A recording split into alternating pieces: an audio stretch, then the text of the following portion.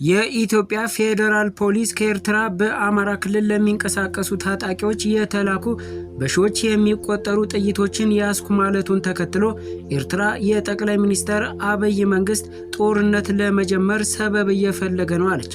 የኦሮሚያ ክልል የጤና ባለሙያዎች በተሻሻለው ስኬል መሰረት የትርፍ ሰዓት ክፍያ እየተፈጸመልን አይደለም ሲሉ ቅሬታ አቀረቡ። ውድ የአልቦ ዜና ቤተሰቦች የዕለቱ አርዕስተ ዜናዎች ናቸው። ቀጥለን ዝርዝሮቹን እናሰማችኋለን። ላይክ፣ ሼር፣ ሰብስክራይብ እያደረጋችሁ እንድትከታተሉን በአክብሮት እንጋብዛለን። የኦሮሚያ ክልል የጤና ባለሙያዎች በተሻሻለው ስኬል መሰረት የትርፍ ሰዓት ክፍያ እየተፈጸመልን አይደለም ሲሉ ቅሬታ አቀረቡ።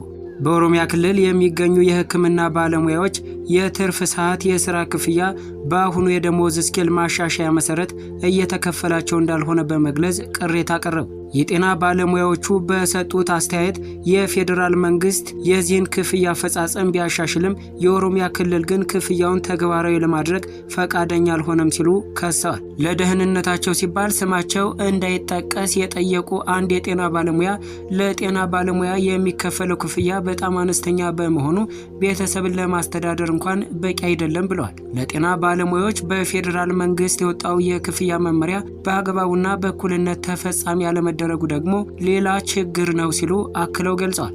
ሌላ ለደህንነታቸው ሲባል ስማቸው እንዲጠቀስ ያልፈለጉ ሐኪም በበኩላቸው የትርፍ ሰዓት ክፍያ ችግር ቅሬታ ላይ እየፈጠረ መሆኑንም ተናግረዋል። የጤና ባለሙያው አሁን በወጣው አዲስ የደሞዝ ማሻሻያ መሰረት የሰራተኞች ደሞዝ ተሻሽሏል። ስለሆነም የትርፍ ሰዓት አገልግሎት ክፍያም በዚህ አዲስ ደሞዝ መሰረት መታሰብ ሲገባው የኦሮሚያ ክልል ግን የቀድሞውን አሰራር እየተከተለ ይገኛል ብለዋል። የኦሮሚያ ሐኪሞች ማህበር ባወጣው መግለጫ በኦሮሚያ ክልል የሚገኙ የጤና ባለሙያዎች የትርፍ ሰዓት ክፍያ አሁንም በቀድሞው የደሞዝ ስኬል መሰረት እየተከፈለ መሆኑንም አረጋግጠዋል። የኦሮሚያ ሐኪሞች ማህበር ፕሬዝዳንት ዶክተር በላይነህ ለታ እንደገለጹት የማህበሩ የሥራ አስፈጻሚ ኮሚቴ ከጤና ባለሙያዎች የቀረበውን ቅሬታ በስፋት ከመረመረ በኋላ አሁን ያለው አሰራር በሕግ ከወጣው መመሪያ ጋር የማይጣጣም መሆኑን በማረጋገጥ የቅሬታ ደብዳቤ ለኦሮሚያ ጤና ጣቢያ ቢሮ ልኳል። ዶክተር በላይነህ በሚኒስትሮች ምክር ቤት ወጥቶ በፌዴራል ጤና ሚኒስቴር በኩል ወደ ክልሎች የተላለፈውና በኦሮሚያ ክልል መስተዳደር ምክር ቤት ጸድቆ ስራ ላይ የዋለው መመሪያ የትርፍ ሰዓት ክፍያ በሰራተኛው ደሞዝ ተሰልቶ በ30 ቀናት ተከፍሎ መታሰብ እንዳለበት በግልጽ ይደነግጋል ብለዋል። ይሁን እንጂ በኦሮሚያ ጤና ቢሮ አማካኝነት በአሁኑ ወቅት እየተከናወነ ያለው ክፍያ ባለሙያው በአሁኑ ወቅት በሚያገኘው ደሞዝ ላይ የተመሰረተ አለመሆኑን ጠቁሟል። በዚህ መሰረት ማህበሩ ለኦሮሚያ ጤና ቢሮ በላከው ግልጽ ደብዳቤ በጤና ቢሮ አመራሮች አማካኝነት ለጤና ተቋማት የተላለፈው የቃል ትዕዛዝ የህግ መሰረት የሌለው የስልጣን ወሰንን የማያከብርና የጤና ባለሙያዎችን መብት የሚጥስ ነው ሲል ገልጿል። ይህ ትዕዛዝ የመልካም አስተዳደር ችግር እየፈጠረ መሆኑን በመጥቀስ በማህበረሰቡ አገልግሎት ላይ ጉዳት ሳያደርስ በፊት እንዲስተካከል ማህበሩ ጠይቋል። በተጨማሪም የፌዴራል መንግስት መመሪያ የወጣው በክልሎች መካከል ያለውን የክፍያ ልዩነት ለማስወገድ ቢሆንም በተቃራኒው ግን በአዲስ አበባ ከተማ መስተዳደርና በኦሮሚያ ክልል መካከል የሚከፈለው ክፍያ ልዩነት አለው በማለት ውሳኔው ስህተት መሆኑንና መመጣጠን እንዳለበት የኦሮሚያ ሐኪሞች ማህበር አሳስቧል። የኦሮሚያ ሐኪሞች ማህበር ፕሬዝዳንት ዶክተር በላይነህ ለታ እስካሁን ያልተፈጸመው ክፍያ በባለሙያዎች ላይ ከፍተኛ ጫና እየፈጠረ መሆኑን በመጥቀስ ያለምንም ቅድመ ሁኔታ የክፍያ ማስተካከያ እንዲደረግ አሳስበዋል። ዶክተር በላይነህ እንደገለጹት ማህበሩ ለኦሮሚያ ጤና ቢሮ ለላከው የቅሬታ ደብዳቤ እስካሁን ምላሽ አላገኘም። ሆኖም ግን የኦሮሚያ ጤና ቢሮ ከሆስፒታል አመራሮች ጋር ባደረገው ስብሰባ ላይ የችግር የበጀት እጥረት እስኪቀርፍ ድረስ የሚቆይ መሆኑን ብቻ ተናግረዋል ብለዋል። በሌላ በኩል የፌዴራል ጤና ሚኒስቴር የትርፍ የሥራ ሰዓት ክፍያ እንዲሻሻልና በፌዴራል ሲቪል ሰርቪስ ኮሚሽን መመሪያ ቁጥር 921/2014 መሰረት እንዲፈጸም ለኦሮሚያ ጤና ቢሮ ማሳወቁን አስታውሰው ይህ ሁኔታ በአዲስ አበባ ከተማ መስተዳደር ተግባራዊ መደረጉንም ገልጸዋል። ስለሆነም መመሪያው ለኦሮሚያ ክልል ምክር ቤት ቀርቦ እንዲጸድቅና ለአባላቱ ቅሬታ ምላሽ እንዲሰጥ ለኦሮሚያ ጤና ቢሮ በተላከ ደብዳቤ መጠየቁንም ጠቁሟል። እንዲሁም የስራ ሰዓት ከተቋም ተቋም ልዩነት መኖሩን አንስተው ተመሳሳይ በሆኑ ተቋማት ሁሉ ለአንድ ባለሙያ የሚይዘው የቀን የስራ ሰዓት ተመሳሳይ እንዲሆን መጠየቃቸውንም ገልጸዋል። በተመሳሳይ ሁኔታ ሙሉ የሌሊት ተረኛ ሆኖ የሰራ ባለሙያ የምትክ ረፍት ካልተሰጠው የ15 ሰዓት ክፍያ ማግኘት እንዳለበት አስታውሰው በብዙ ቦታዎች የ7 ሰዓት ብቻ እየተከፈለ መሆኑ የህግ ስርዓቱን የሚቃረን መሆኑንም ገልጸዋል። ሚዲያ ያነጋገራቸው የጤና ባለሙያዎች ይህ የክፍያ ሁኔታ አለመስተካከሉ የሐኪሞችን ህይወት ብቻ ሳይሆን ማህበረሰቡንም የሚጎዳ መሆኑን በመጥቀስ መንግስት አስፈላጊውን ማስተካከያ በአስቸኳይ እንዲያደርግ አሳስበዋል። ኤርትራ የኢትዮጵያ መንግስት ጦርነት ለመጀመር ሰበብ እየፈለገ ነው አለች። የኢትዮጵያ ፌዴራል ፖሊስ ከኤርትራ በአማራ ክልል ለሚንቀሳቀሱ ታጣቂዎች የተላኩ በሺዎች የሚቆጠሩ ጥይቶችን ያስኩ ማለቱን ተከትሎ ኤርትራ የጠቅላይ ሚኒስትር አብይ መንግስት ጦርነት ለመጀመር ሰበብ እየፈለገ ነው አለች። የኤርትራ ማስታወቂያ ሚኒስትር የማነ ገብረ መስቀል ለኢትዮጵያ ውንጀላ ለሮይተርስ የዜና ወኪል የብልጽግና መንግስት በኤርትራ ላይ ጦርነት ለመጀመር ሰበብ እየፈለገ ነው ሲሉ ምላሽ ሰጥተዋል። የብልጽግና መንግስት ለ2 ዓመታት ያህል ጦርነት ለመጀመር ሲያደርግ ለነበረው መቁነጥነጥ ሐሰተኛ ባንዲራውን እያውለበለበ ነው ብለዋል። የኢትዮጵያ ፌዴራል ፖሊስ ረቡዕ ዕለት ባወጣው መግለጫ የኤርትራ መንግስት በአማራ ክልል ለሚንቀሳቀሱት የፋኖ ታጣቂዎች የተለያዩ አይነት የጦር መሳሪያ ጥይቶችን እየሰጠ ነው በማለት ወንጅለዋል።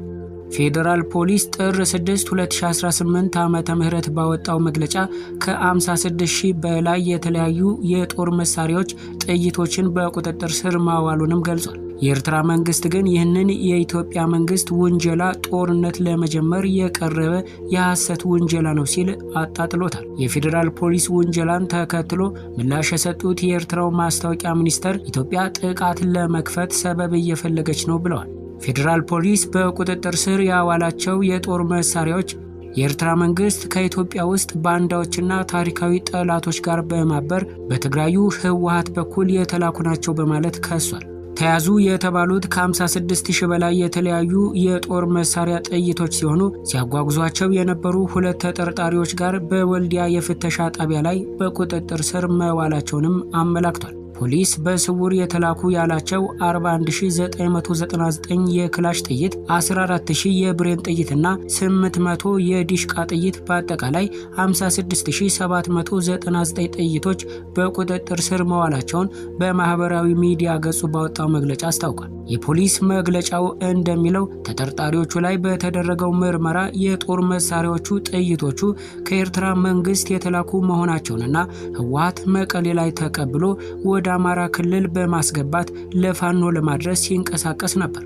ጥይቶቹን ሲያጓጉዙ ተይዘዋል የተባሉት ተጠርጣሪዎች ላይ ፖሊስ አደረኩ ባለው ምርመራ ጥይቶቹ በሻዕቢያ መንግስት እንደተላኩና ህወሓት ከመቀለ ወደ አማራ ክልል ሸዋሮቢት ለማድረስ መንገድ ላይ እንደነበሩም ተናግረዋል ብሏል። ህወሓት በበኩሉ በኤርትራ መንግስት ተልኳል የተባለውን የጦር መሳሪያ ህወሓት ከትግራይ ወደ አማራ ክልል ለማስገባት ተንቀሳቅሷል የሚል የቀረበውን ክስ ውድቅ አድርጓል። የህወሓት ቃል አቀባይ ሚካኤል አስገዶም ጭብጥ የሌለው ውሸት ነው ሲሉ አጣጥለዋል። ህወሓት ወደዚህ የወረደ ስራ የሚገባ ፓርቲ አይደለም ሲሉ የተከላከሉት ቃል አቀባዩ በውስጣቸው የተፈጠረውን አጀንዳ ለማስቀየስ ሆነ ተብሎ የተሰራ የውሸት ዜና ነው ሲሉ ተናግረዋል። አቶ ሚካኤል ይህ አይነቱ ክስ የተለመደ ነው ብለዋል። ወደ ግጭት እንዳይኬድ እኛ የበኩላችንን ጥረት እያደረግን ነው፣ የነሱ አካሄድ ግን ይመስለኛል ወደዛ የሚያመራ ነው ብለዋል። የኢትዮጵያ መንግስት ከህጋዊ የፖለቲካ ፓርቲነት የተሰረዘው ህወሓት ከኤርትራ መንግስት ጋር እየተባበረ ነው የሚል ወቀሳ ሲያሰማ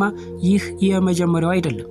የኤርትራው ፕሬዝዳንት በዚህ ሳምንት መጀመሪያ ላይ ከሀገሪቱ ብሔራዊ የቴሌቪዥን ጣቢያ ጋር ባደረጉት ቃለ ምልልስ የብልጽግና መንግስት በራሱ ሀገር ህዝቦች ላይ ጦርነት አውጇል ብለው ነበር። በዚሁ ቃል ምልልስ ላይ ኤርትራ ጦርነት እንደማትፈልግ የተናገሩት ፕሬዝዳንቱ ነገር ግን አገራችንን እንዴት መከላከል እንዳለብን እናውቃለን ብለዋል። ኢትዮጵያና ኤርትራ ከዚህ በፊት በድንበር ይገባኛል ጥያቄ የተነሳ ለ2 ዓመት ደም አፋሳሽ ውጊያ አካሂደው ነበር። ጠቅላይ ሚኒስትር አብይ ወደ ስልጣን መምጣታቸውን ተከትሎ በሁለት ሀገራት መካከል ሰላም በመውረዱ ጠቅላይ ሚኒስትሩ የሰላም ኖቤል ተሸላሚም ሆነዋል። በሰሜን ኢትዮጵያ የፌዴራል መንግስቱ ህወሓት ጋር የገባውን ጦርነት ተከትሎ በጋራ የዘመቱት ኢትዮጵያና ኤርትራ ከፕሪቶሪያ ስምምነት በኋላ በመካከላቸው መቃቃር ተፈጥሯል። ጠቅላይ ሚኒስትር አብይ የባህር በር ማግኘት የህልውና ጉዳይ ነው ማለታቸውን ተከትሎ የሀገራቱ ግንኙነት እየተካረረ መጥቷል። ኤርትራ በአውሮፓውያኑ 1991 ነፃነቷን ማግኘቷን ተከትሎ